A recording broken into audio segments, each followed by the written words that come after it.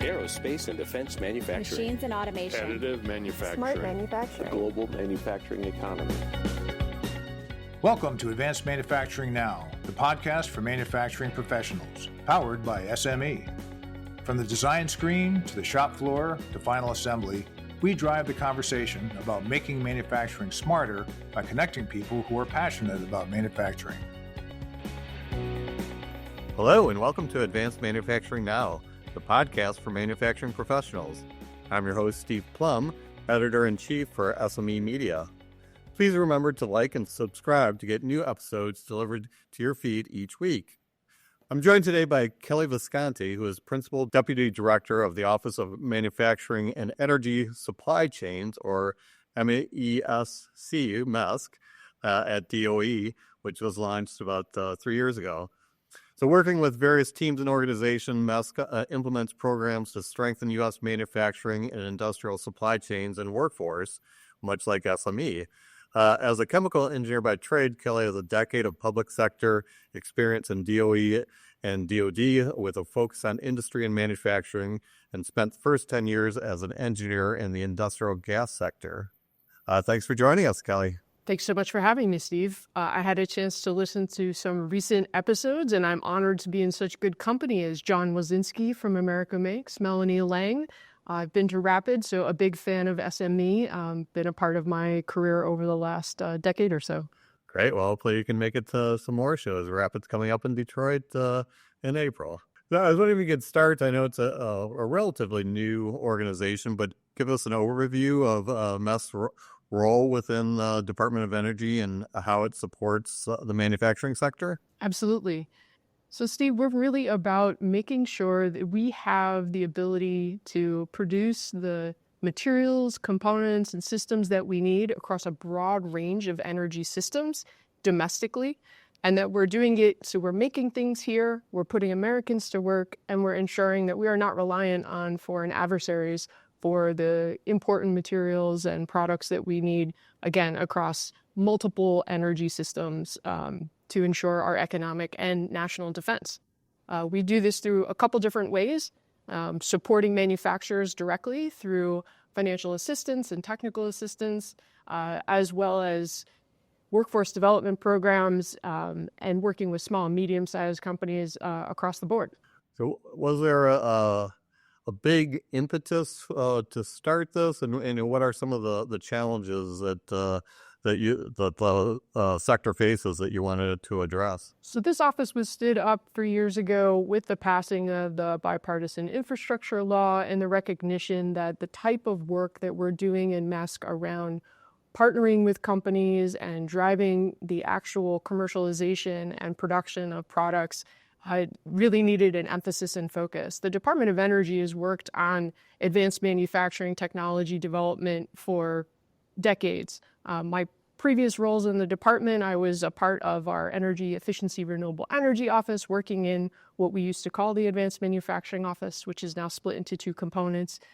They're doing unbelievably great work across the entire research, development, demonstration spectrum. I think just with the creation of the bipartisan infrastructure law and then followed on by the Inflation Reduction Act, the scale and size of the work we're doing and the type of work really did require additional resources to bear. And so MESC was stood up. And it also gave us a particular focus around understanding supply chains. So a piece of what I haven't talked about yet is that we are really focused on developing cutting edge analytical capabilities to make sure we understand the supply chains across, again, a range of energy technologies at a really granular level using data-driven research to help inform our decisions. So we just published this week a report on what we call our supply chain readiness level analysis, and would definitely encourage listeners to check that out. Well, supply chain's been an ongoing issue for even before COVID, but it was exacerbated during that time. Has readiness improved recently, and where does it stand right now? So in the sectors that we've done some analysis around, in particular thinking about the materials and components that go into batteries, we see a dependence on foreign countries for a lot of those key materials. But it is heartening to note that there are some areas where we're actually seeing improvement. Lithium, for example, we've increased our domestic capacity for lithium production nearly 20 times over the last 2 to 3 years from both public and private sector investments. So we have a lot of work to do. This is certainly a challenge, but we see momentum and we want to see that momentum continue. You mentioned the impetus for the organization was the Infrastructure Act. Another big act of the time was the CHIPS Act. Are we starting to see the results of the CHIPS Act and that's starting to take effect in the U.S.? I think collectively, manufacturing is seeing a resurgence in this country. There are hundreds of billions of dollars being put into building manufacturing here across multiple supply chains for multiple products, including semiconductors, batteries, grid components, materials we need in a range of industries, all kinds of manufacturing. It's really pretty awesome to see the trend line in investing in manufacturing here in the United States. That hockey stick is really taken off, something that I haven't seen in my 20 years so far working in the sector. One thing you haven't mentioned yet, but I know you wanted to talk about was the ongoing workforce shortage and skills gap, which is critical in the manufacturing industry. What is MESC doing to address these issues? We have an unbelievably fantastic program building on decades of experience through our Industrial Training and Assessment Center program. This program for the last 40 years has been training engineers to do energy efficiency audits at small and medium-sized manufacturers. Over the last 2 years, we've been able to expand that to include community colleges, trade schools, diversifying the types of students that these programs are supporting. We have about 150 skilling institutions of all kinds across nearly every state in the country that are providing training and building programs to provide training to support the skilled trades that manufacturers need, everything from welders to cybersecurity to, again, energy efficiency and productivity improvements. So very much encourage folks to check out our website. We have a map of where these institutions are. They have a dual purpose mission. One is to train folks to give them the skills that they need. And then the second is to ensure that those folks are getting jobs, in particular trying to help small and medium-sized manufacturers. So there's a really strong leaning towards that. We have additional funding that we have not yet put out, and we hope to release a third round of this program in the coming year. So partnerships with manufacturers are really critical to ensure that not only are we training people, but they're getting good quality jobs as a part of that. You mentioned funding. I know that's a key part of the organization and a lot of available opportunities for manufacturers. Can you talk a little bit about how companies can apply, what types of programs there are to get them involved, and what the process is? Sure, Steve. So we have a few programs that I want to highlight that are open now for companies to actively be involved with. One that we just reopened is our State Manufacturing Leadership Program. This is focused on smart manufacturing. It's partnerships through state entities, so thinking about economic development agencies or universities or parts of the state organization. So we're partnering with those states to help small and medium-sized manufacturers do assessments to understand their cyber readiness, to understand the state of their automation, to potentially do small grants for implementing changes to their processes, training, education, outreach. All of these things are eligible under the program. We have a link on our website that we'll provide so you can hopefully share with your folks in the show notes. Very simple process. We've changed it for this. This is the third round of the program. There's $13 million that is available through this third round, and we're doing it through a program that helps accelerate the application process. I think applications are due in mid-April. Don't remember the exact date. But that is one program we have that's focused on, again, smart manufacturing and also access to high-performance computing. So really trying to build accessibility to small and medium companies who may not have those internal resources to do this on their own. So that's one program. And then the second one is tied to our Industrial Training and Assessment Center program. We have now about $300 million remaining to provide grants to companies to implement the recommendations. So through these assessment centers, there's an assessment that's completed and recommendations on how companies can improve their operations, everything from energy efficiency to productivity improvements. Again, cybersecurity is being built to these. Once those recommendations from an eligible assessment have been made, companies can now apply for a grant up to $300,000 per project, and that has to be cost matched by 50%. So we try to do everything in partnership with the private sector. So all of our money is matched by at least $1 of non-federal funding. And this implementation grant program can then be used to see companies translate those ideas into reality and help cost share that. $300 million divided by $300,000, that's thousands of projects that 1,000 plus projects that we anticipate and companies that we hope to support and improve their day-to-day operations. So we're really excited about both of those. That program is an ongoing basis until those funds are expended. And every quarter we close it and do a review. Simple application, 5 pages. We've tried to streamline this as much as we possibly can, Steve. So those are 2 programs I want to highlight that are actively open for companies to engage with today.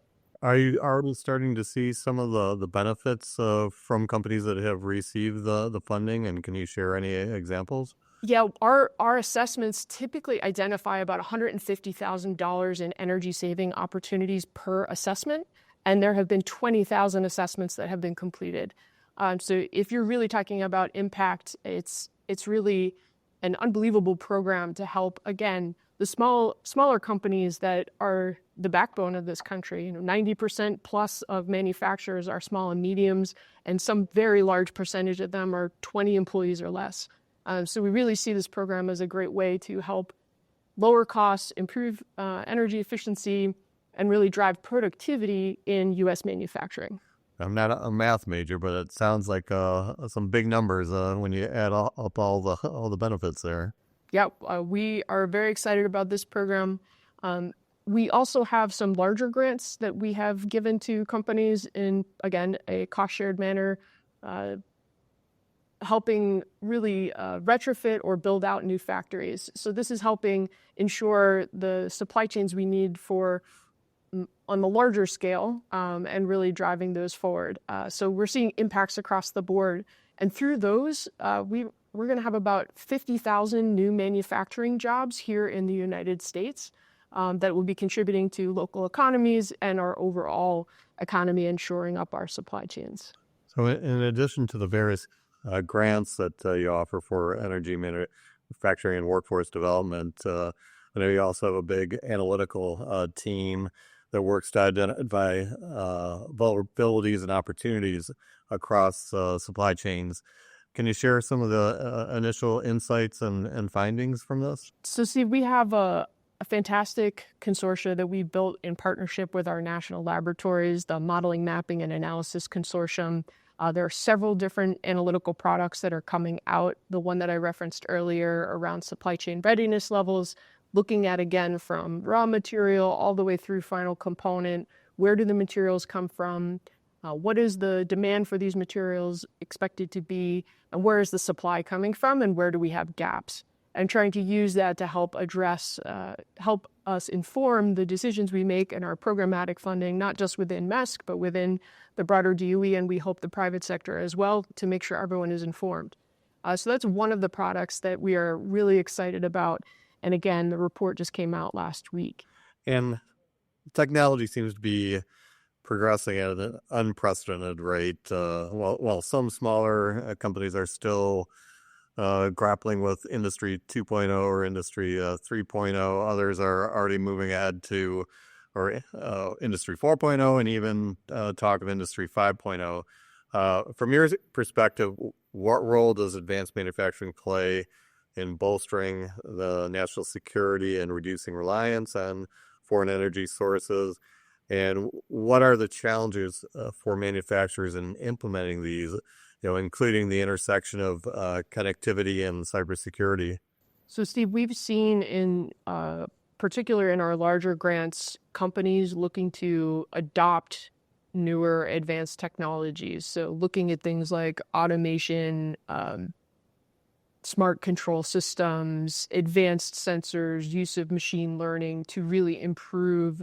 So we're building factories not just not in the old way. We're building and expanding factories in new and improved using these tools and really being a part of that. And you get the efficiency of operations, lowered cost, and the ability for the U.S. to compete, which is really important in some of these bulk commodity areas where U.S. might be at a competitive disadvantage. But being able to take advantage of those technologies really does help us springboard into the next generation of manufacturing technologies and uses. So I think it's absolutely essential. And so, again, our program in Smart Manufacturing, even the implementation grants and the larger grants that we've seen, really encouraging companies to be thinking innovatively to advance not just the products that they're making, but the way that they make them as well. From a workforce standpoint, are you seeing the new technologies are having an effect and helping to draw younger students and recent graduates into the industry? So, Steve, a little short anecdote, if you'll indulge me. When I first started working at the Department of Energy and trying to communicate what advanced manufacturing looked like, I said, just give me a 3D printer, and when we go out and talk to folks and people can see it and get it, right? So I think the enthusiasm around things like additive manufacturing, automation, artificial intelligence, the translation of computer technology into manufacturing is absolutely a fantastic way to bring young people into the field that is traditionally dark, dirty, dingy, dangerous, whatever the D's are that we've talked about in the manufacturing circles. And it really is a new world and very high tech, very, I think, satisfying jobs, right? This is about producing things, making things, tangible outputs into the world that are really important for our economy, for our national security, and the things we rely on every day. So I think those are definitely avenues to bring more students and attract more talent into the programs. And we're really seeing that through our ITACs, the Industrial Training and Assessment Centers, the partnerships we've already stood up with 15 plus states in the SMART area around State Manufacturing Leadership Program, and then all of our manufacturing investments in the larger grants. Like I said, 50,000 jobs that need to be filled. And so those companies, a really key component of our grants is ensuring that the companies have a plan for the training and development and bringing local workforce into the factories and getting them up to speed and skilled. And we're evaluating that as part of our selections. And then when we're working with the companies, making sure that they're have the tools and resources they need and anything we can do to partner, but then that they're living into those commitments that they've made. Being part of the, at the ground floor of this new organization as you turn 3, what are some of the things that you're most proud of to date, and moving forward, what are some of the key priorities for 2025 and beyond? Stephen, we've built an absolutely fantastic team. I couldn't be prouder to be leading this group of over 100 federal staff that are from all diverse backgrounds, economic development, workforce development, technology experts, project management experts, really all coming together to help ensure we have the right analysis that's informing our decisions and that we're partnering with companies in a way that's productive and also ensuring sound administration of taxpayer dollars, which we take very, very seriously. As we've now sort of moved a lot of our projects and money into selections and actively now working with companies to build out 60 plus factories here in the United States, working with the companies to ensure that they're on track and that we can help where we can to address any challenges they might have, and again, ensure they're meeting their requirements and milestones per the agreements with us. So that's the big push for us in the coming years, and making sure that these factories stand up and are successful and continue to create the economic opportunity for the long haul. So if you're around in 2030 or so, what do you hope to have accomplished by then? Steve, I want to see more manufacturing here in the United States, more people having good paying jobs. We want to see low cost technologies that are going to help bring reliable energy for all Americans. And I'd love us to be leading and innovating in spaces, and we're exporting these technologies, really translating our innovation muscle and know-how into doing it here in the United States and making sure that we're taking advantage of the full spectrum of the economic opportunity. I want to see our initial rounds of projects be really successful and have that spur more investment here in the United States. So you mentioned a couple of reports that have just been released. Any new initiatives or events or upcoming reports that you want to highlight that our listeners should be aware of? We will continue to build out the supply chain readiness level work in different areas. So please stay tuned on those. Don't have exact timelines, but we started with, again, materials for battery technologies. We're looking at grid components, things like transformers, as well as the conductor cables. And we'll continue to do that for other key areas and things like nuclear energy, as well as electrolyzers and other technologies that we think are critical across a range of supply chains. Kelly, thanks again for joining us. It's been very insightful. Certainly an exciting time for manufacturing, and although a lot of work still needs to be done. Thank you so much. Any last words, or for listeners who want to learn more about your organization, where they can turn to? Absolutely. So energy.gov/MESC, and you can find all the opportunities, our reports, and learn about the projects that we have ongoing. We also have an annual report that summarizes all of this on our website. You can follow us on LinkedIn, and we always encourage folks to sign up for our newsletter. That way you'll be the first to know about new opportunities and announcements. Great. Well, thanks again. And to learn more about the latest manufacturing trends and hear more of our podcast, visit advancedmanufacturing.org and be sure to like and subscribe to our feed.